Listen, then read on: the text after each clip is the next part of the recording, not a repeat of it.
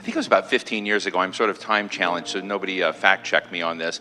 I was invited to a small little kind of global infrastructure meeting that former Secretary of State Madeleine Albright was involved in, and you basically did whatever Madeleine Albright asked you to do. If she called you, I would say yes, and all of a sudden, with jet lag, ended up in a small room, interesting people, didn't know them, in Istanbul. And so I'm sitting there with this guy, no formality, no suit, not a jacket, not a tie. And I said, "Hey, what do you do?" And he says, "I'm Paul Kagame. I'm president of Rwanda." And that, and then we met at Clinton Global. We met. So this was, quite a long time ago, and we've had conversations. But what was really struck me at that moment, so many years ago when we first talked, was your vision for taking Rwanda out of the nightmares and horrific experience it had, and to writing a different story for Rwanda. So, Mr. President, let me just state, right now you're here for many heads of state of more than 40 different countries in the African continent, with the President of the United States. Is this summit going to matter for Rwanda in any specific, tangible way? Well, yes, we are here. We are having a summit, U.S. Africa, getting together. We are here 2014. Did anything come out of that? Well, we had a good meeting.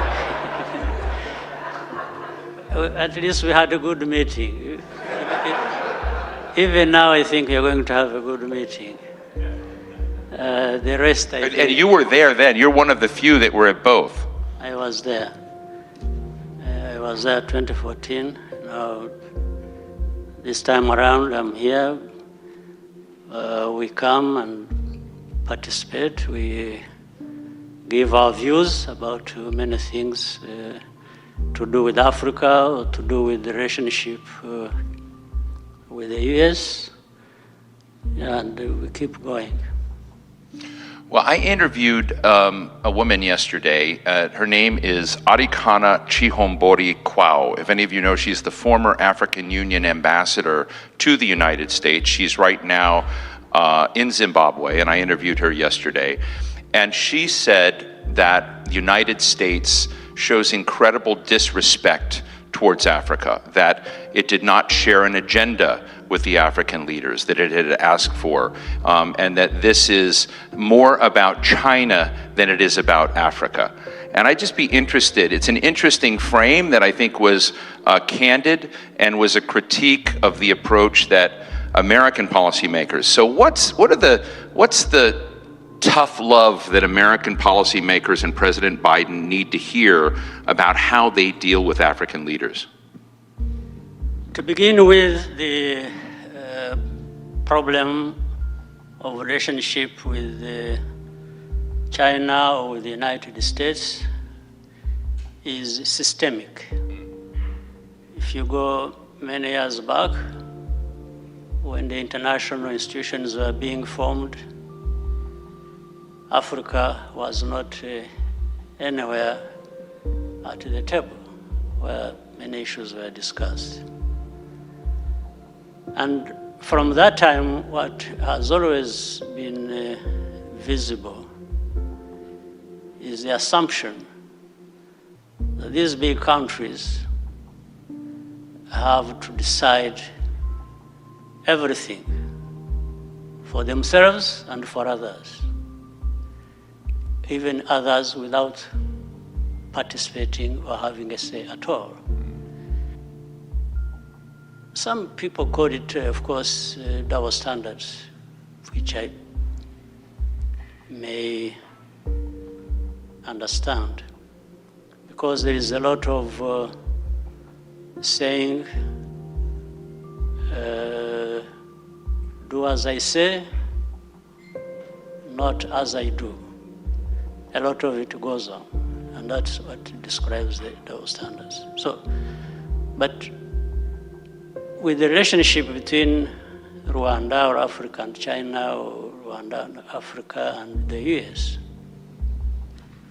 I think the most important thing is I speak for myself, I speak for Rwanda. I'm sure many Africans would have a lot to say.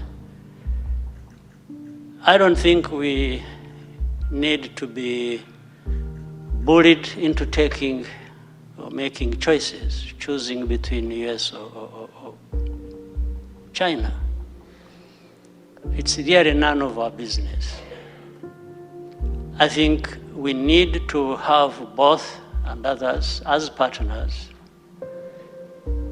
in as far as they also respect us and understand that we have something to contribute. There is a lot at stake for us. So we can have something to say. We need to have something to say.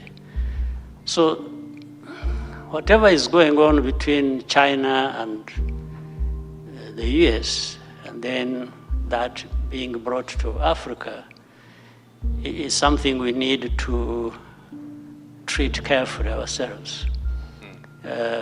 Minding our business, we have countries to run, we have a continent that should be in this conversation the way it should be.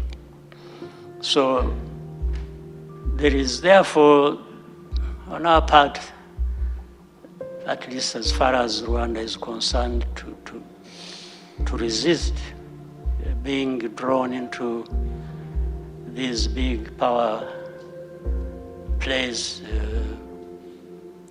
and just associate with anyone who gives benefit to the country or who listens to you and respects you. And I think that's the way I would prefer we go about the business. When you and I chatted last year, I raised the U.S.-China issue. You said, Steve, U.S.-China are important, et cetera, we can deal with them, but, Rwanda has its own story. If you go to an American in Oklahoma, Alabama, anywhere who may not be tuning in right now and said, what do you think about Rwanda? For them, the frame is probably about the genocide. That's what they last know and remember. Others, we see a lot of coverage of you. See, the Paul Kagame story is one where some people look at you as a liberator, a savior. Other people look at you as a strong man, who wants to keep his job a long time. What is the Rwanda story that you want Americans to know, others from the continent to know? What is the proactive Paul Kagame agenda that you put on the table? Rwanda is not just a statistic. We are there, we exist. And we have to make sure Rwandans live their lives the way they have chosen to, not being dictated to by anyone. Whatever problems Rwanda has, so do these other countries, big or small, have their own problems. I can't be dealing with my problems and allow you to bring on top of that your own problems. So I have to deal with my problems the way the people of the country have chosen. And of course, mindful of the fact that there is no country that lives on its own or stands alone. It's not an island. We relate with others. We have to relate with others. There's no question about it. We have to listen to other people, what they say about us. And we must tell other people what we think about ourselves and what we want to do for ourselves. So in that interaction, that's where we all benefit. I can't be there. In fact, if you look at even our own history, the many problems the country had, many would attribute that history to external factors. They talk about colonial times and what happened and so on and so forth. For us today, we are not there. We've left that behind us. What happened in the past happened. We learned lessons, but we have to look more to the future than to be caught up in the blame game of who did what to us in the past Now we are there. What are you going to do for yourselves? Is the question. So that's what we concentrate on. We concentrate on saying, whatever happened in the past happened. Have we learned lessons? What do we do for ourselves? So the people you would ask about Rwanda and tell you all kinds of stories. There are different categories of people. There are those who know absolutely nothing about Rwanda, and yet they want to tell you the stories about Rwanda. There are others who know the stories, but they have their own views of how Rwanda should be and so on and so forth. They have their own right to do that. There's another category of those who know, in fact, it is their story. They want to tell it as it is, or they want to do whatever is possible for them to contribute to the well-being of Rwanda, and that's the other category. So we have to steer through all these different categories and views, but the country has to have a direction, and that is the responsibility of the leaders of the country. You know, if I were to, put on the table that there are sort of three angles of a story, right, on Rwanda that I think they would be out there. You might not agree with them, but, one would be a friend of mine that many of us know, Mark Dybel, is in Kigali today for the second big African Summit on Public Health in Kigali. They're launching, you're opening a new biopharmaceutical industrial park and doing a very positive, sort of modern, interesting story. COVID vaccines now being tried in your public health. That's one story. Another story that many Americans know is Paul, we've talked about it before, Paul Rusesabagina, who's very popular in the United States, in prison now in Rwanda, and I think you've been in, potential discussions about him with others like Secretary of State Anthony Blinken, and we classify Paul as a wrongly detained person. There are concerns here. And then there's the third with the conversation with Secretary Blinken that you had last week about the DRC and about Rwanda's activities and concerns that you might be destabilizing the DRC. So those three stories, if you were to do it, my question to you is, why not solve the DRC and the Paul story and have more of the modernization, tech, we're growing our economy? You get defined in different ways in the international community. Why not solve the two and elevate the third? Well, to begin with, there is no guarantee that even if you did what they want you to do, you would actually get those promises you're talking about. We've been there for, now the country has been moving on for 28 years. How about what happened before actually those stories came up?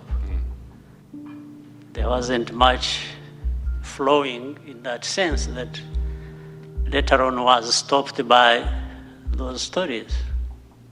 So, but that's a different thing. Let me quickly speak to the two programs. The story of Rusesabagina, and in fact it explains now at the beginning what happens with the countries and the relationships and so on. A big country like the United States dealing with Rwanda, a small country somewhere in the middle of Africa. What I was saying, when people just tell you what to do or want to tell you what to do for yourself, comes in this sense. That story of Paul Rusesabagina, the case is very clear. It has gone through the courts of law with the due process. The evidence, the facts about the case were presented in the open. The history of that is also clear. It has been told. Now, there's something wrong here that... And it involved the European courts. Did it involve the European courts? What? With Paul, did it involve the European courts as well? Okay. That would be another big problem if it involved the other courts outside of Rwanda. I'm talking about Rwanda in our legitimate right to do what we have to do for ourselves. But he's charged with other 20 people. In other words, there are 21. In fact, all of them found guilty on the basis of that evidence and facts presented before the court. The other 20 are not complaining because some of them admitted what they were involved in, and with Rusesabagina as even at one time their leader. Now, with this situation, somebody comes and says, no, this person is famous, you know, he's a celebrity, you have to and he's a resident of the United States, so by that, you've got to release this person. And some of us have raised this question and say, okay, we let this one go free. How about the other 20 who have been in the same crime with him and have actually pointed to him as even having been their leader? That's one. So the second aspect to that is, what are we going to have to deal with here? There's a serious case here, but it will be nullified because somebody in the United States is saying so. Well, some people may find that normal. I don't. Rwandans don't. So we might find... So is Blinken's advocacy and determination of him being wrongly detained helping his case or hurting his case? I think from what I have said, you can conclude. Yes. Oh. Because we've made it clear there isn't anybody going to come from anywhere to bully us into something to do with our lives, and we accept it. Just finally, is there And maybe make an invasion and overrun the country, you can do that, but... Is there an arrangement with him that would work to, you know, again, I think the tension is, again, to come back to the biopharmaceutical part, to come back to, you know, what Qualcomm and others are doing in the state, to look at, you know, the advancement, you know, the bets you're making on technology. Is there not a path to help check that problem, or is it just going to remain part of the Rwanda picture? But why have this problem isolated? And how about many problems that happen in the country? What happens? If we are going to be dealing with our problems in this manner, that the one associated with somebody who is powerful will not be held accountable, but the rest will be held accountable. I don't understand it for anything. But let me quickly go to the Congo problem. For Rusesabagina's case, I think it's clearly where it is. People can keep talking about it. I'm not interested in going into a lot of other details here and there, but those also are happening. But what I wanted to tell you was the general frame of mind around this case and how it operates. It doesn't matter, because we can't just make one person so important that they want to be held accountable. And by the way, this is even when the person we are talking about himself provided evidence against himself by saying what he said, and that is on camera, that can't be disputed. And the responsibility of deaths of people, of Rwandans, if anyone thinks it can just be wished away because of some things, well, we'll see how to deal with that. But let me go to the Congo problems. First, again, I simply try to bring out facts. This Congo problem, the Eastern Congo, where there are over 100 armed groups, local armed groups in Eastern Congo, 100. One of them being the one they call M23, but there are 100. The M23, and there are many refugees. We have about 80,000 refugees in Rwanda from Congo who are associated with this group, meaning their relatives or whatever.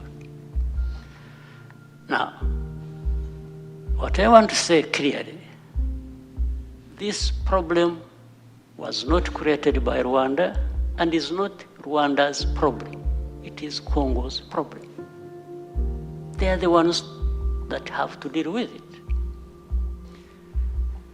Now, to say that we can be helpful also, and the region is trying to deal with the matter, the East African region, to which now DRC also has become a member of, that's okay.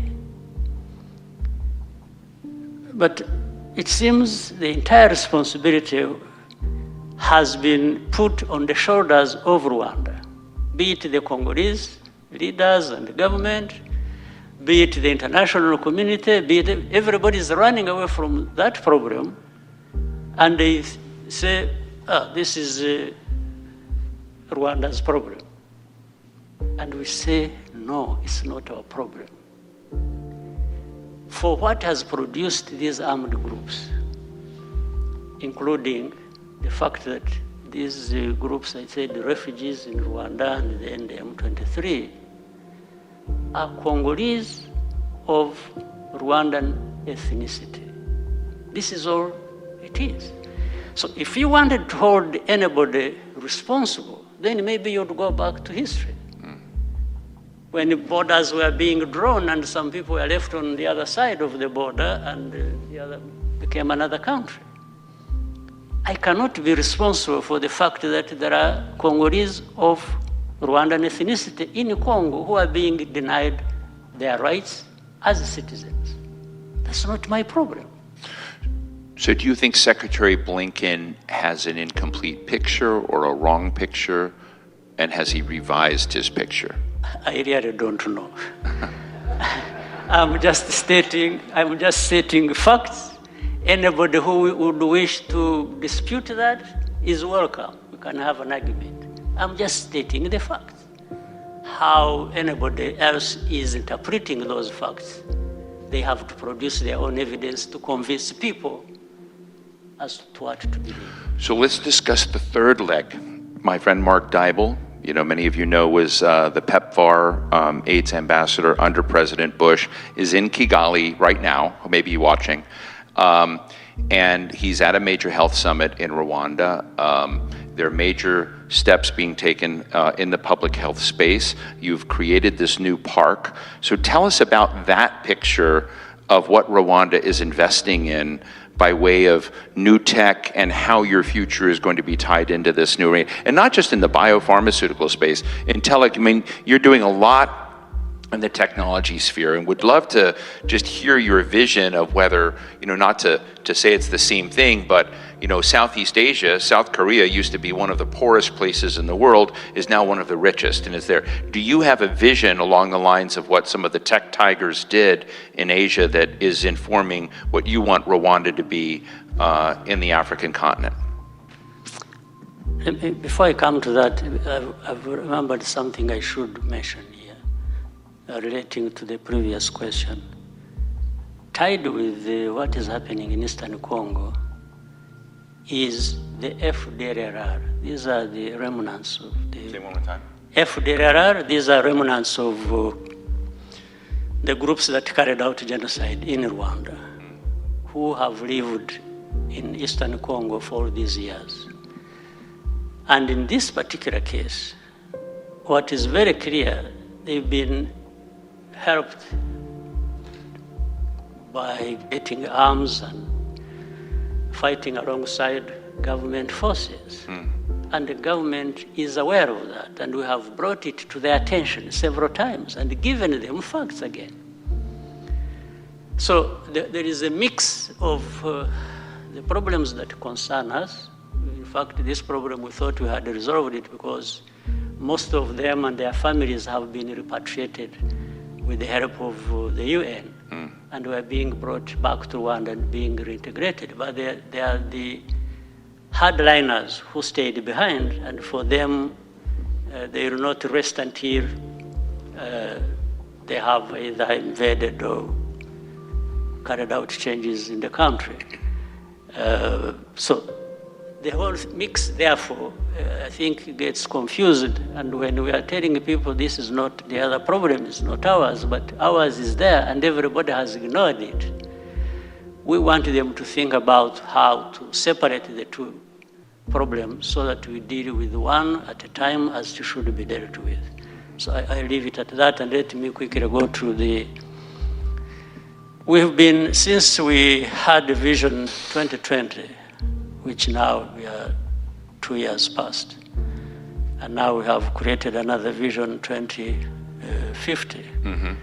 But in the first... Are you going to still be president in 2050? Well, I just wish, like anyone else here, we live only for so long. So then, so I think about that. But right. So with a plan. That's not really my worry at all. Yeah. If I'm alive, there are many things I can do beyond being president. But if living up to 2050 means I need to be president, maybe I can think about it. So the vision was about education, right, and training of our people to have skills. Second was technology as an enabler for many things to happen, and then infrastructure, and also markets, meaning we prioritized regional integration, and so on and so forth. So that's really how this whole thing came. And Mark Daibo is in Kigali attending a health conference. And around that, as you said, we saw for a fact the last situation of the pandemic during COVID. Most countries in Africa, actually all of them, were very helpless. Even when the vaccines were out there, we were the last to get vaccinated. We couldn't get vaccines. All advanced countries had to first take care of themselves. And how long did it take you to actually get the vaccine in Rwanda to your citizens? Well, it took 9 months. 9 months. Yeah. So we were surviving on just trying to be, careful and following the scientific advice of how we can take care of that. But now I'm saying we quickly made investments. In Africa, we are going to have an mRNA vaccine made in Rwanda with the help of BioNTech. There are other efforts in Ghana, in Senegal, in South Africa. But this is one of the reasons in advance, we thought about investing heavily in technology, not just BioNTech, but also in other areas. That's why we have in our country coding academies, young people, so that we have also focused on ICT and other things. So technology has become, for us, of course, even when we started, people were saying, how do you think about information and communication technologies, when you need food, you need schools, you need this and that, we said, well, that actually goes alongside all those other efforts. We don't have to choose, Right. say we invest in agriculture, but not in health or not in technology. So technology has been a priority for us for a long time. Yeah, I want to take a few questions from the audience in a minute, but I've got a few lightning round questions. You know, one, are you having a bilateral meeting with President Biden? Not sure yet. Not sure yet. Do you want one? Why would I come all the way and not maybe have one when there is? President Biden has talked about the African Union with regards to, say, G20, you know, being there. Are there, again, to come back to my discussion with Ambassador Chihombori, she said, look, we're Africa, I'm saying we, but Africa is systemically ignored and treated disrespectfully by much of the rest, by America, by the rest, and we need to fix some structures. We need to fix the UN. I'm speaking for her. Word she used, we need to see an African Union representation on the UN Security Council. We need to be in the leading geoeconomic structures of the world, and we're not there, she said. Just what are your quick views on that? Do you agree with her? Well, I'm glad she said it for us, because if we said it, we would be misunderstood and maybe accompanied by many other things. So I'm glad she said it. What would you tell President Biden if you could share with us if you do get your bilateral? Well, I would say that Africa should not be ignored. Africa is not just to be seen as a place of problems, because as we have seen even in the recent times, everybody has problems. Yeah. There's not a single Yeah. country that doesn't have problems. Not a single one. So some problems bigger than others, but everybody has problems. But what I would say is to have an African policy in place that works and can be predictable and people can contribute within and towards that. And finally, right here in the same stage, on Monday, I interviewed Qin Gang, the ambassador of China to the United States, and you know, my intelligence services tell me, my Steve Clements intel, that there's a good chance he'll be named foreign minister of China shortly. He said he would go, if he was in such a position, potentially to Africa. Africa's the bedrock of Chinese foreign policy. I asked him about the Chinese debt trap, the so-called debt trap, and he said there is no debt trap. I think I'm paraphrasing, there's sort of debt opportunities or their financial opportunities. But is there a Chinese that when you look around other states in Africa, maybe with Rwanda, are there problems, even geopolitical problems in the financing and trade and economic relationship with China that we should be aware of? Well, if there is any debt trap within a country and China, I think we should blame it on both sides.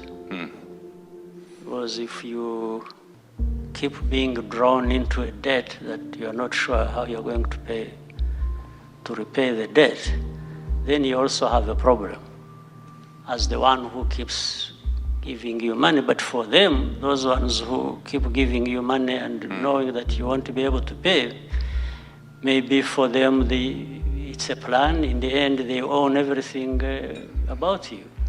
So that's a problem. But I have to say this,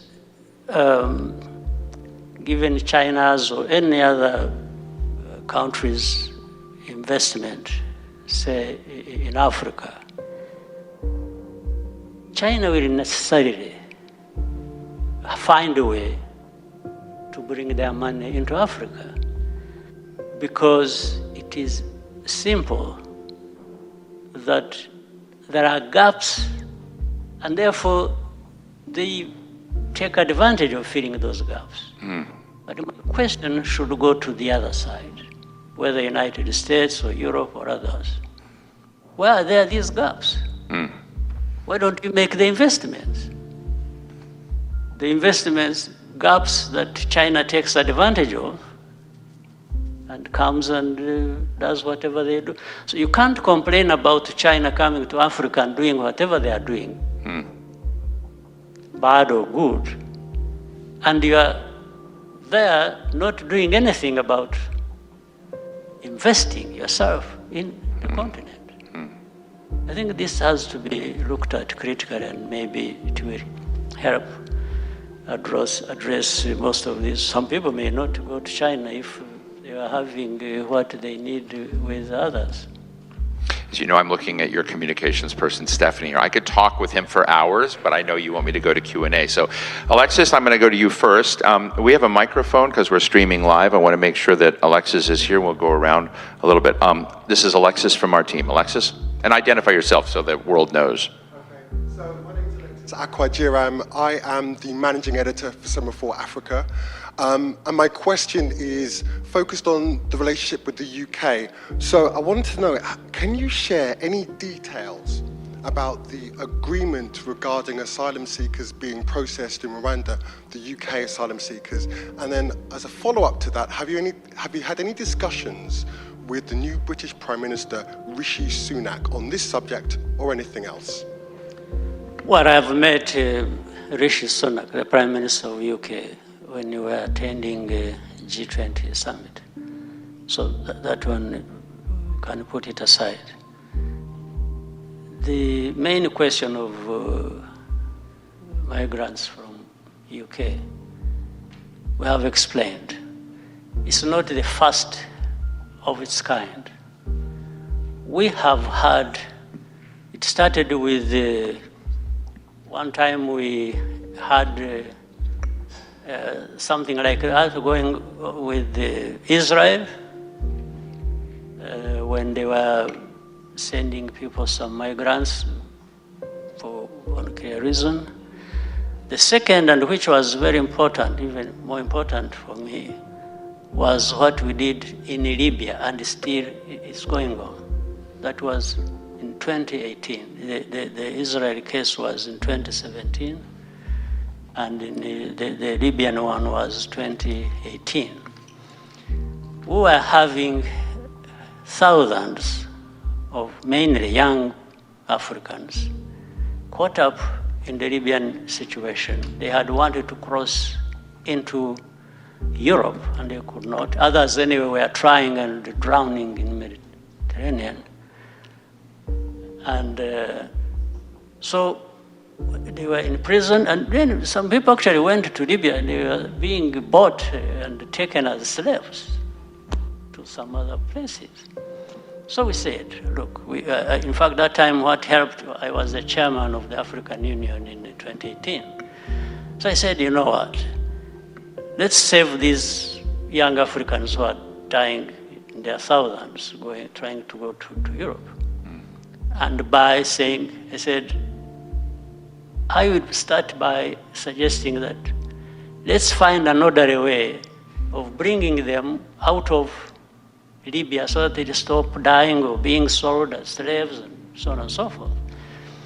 Bring them to Rwanda, and we shall call upon these international institutions and others to come and screen them and find a good way of taking them where they want to go. If there are countries in Europe that are ready to accept them, they can therefore go there in another fashion.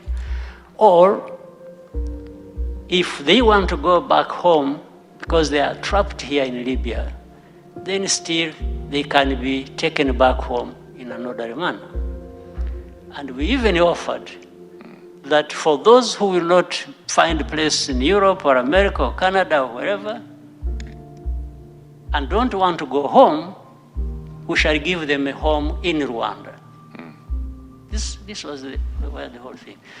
So, and this is what really happened that we tried to do, even with the UK. UK is the one that approached us, and they had problems. Mainly, we were convinced by the fact that some of these are illegal migrants, and they have problems with that. And they were saying, so they learned from that process, which we are carrying out for Libya, by the way, which is still going on now. There are many people we have in Rwanda, and they are being processed by the institution is responsible, the international institutions, and some of them have found home in the Scandinavian countries, Canada. I don't know whether the others came here to the US, but I know for sure to the US, those others whom I said were from Congo have been brought here, and that there are about 9,000 who were brought here. So that's really how this operation or the project we have with UK started. Right. And that's, even now, anyway, it hasn't started in full because I think UK is still having legal issues to sort out, and that's not our problem. When that is sorted out, we shall have them, we can process them, and these people will go wherever they want to go. Thank you. Yes, right here. My name is Emlila Pukuyu Brown. I'm the founder and executive director of the African Youth and Women Empowerment Initiative. President Kagame, let me first and foremost say it's remarkable what you've done with Rwanda. I'm a survivor of war. I come from the West African country of Liberia, where we had the same tribalism issues as you had in the past.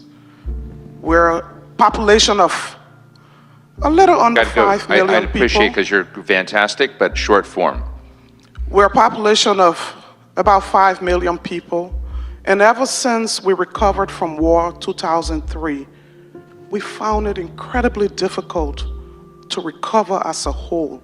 I'd like to know from you, what is it that we need to do as a country, as a government, as a people to ensure that we reach our full potential and enjoy all of the resources that come with us and the leadership that we need. Thank you. Right. In short, I would say any country has leaders, and the first task of leaders in that kind of situation is to try and find a way of, one, building institutions, two, a process where there could be trust between the people and the government, and trust within the population themselves.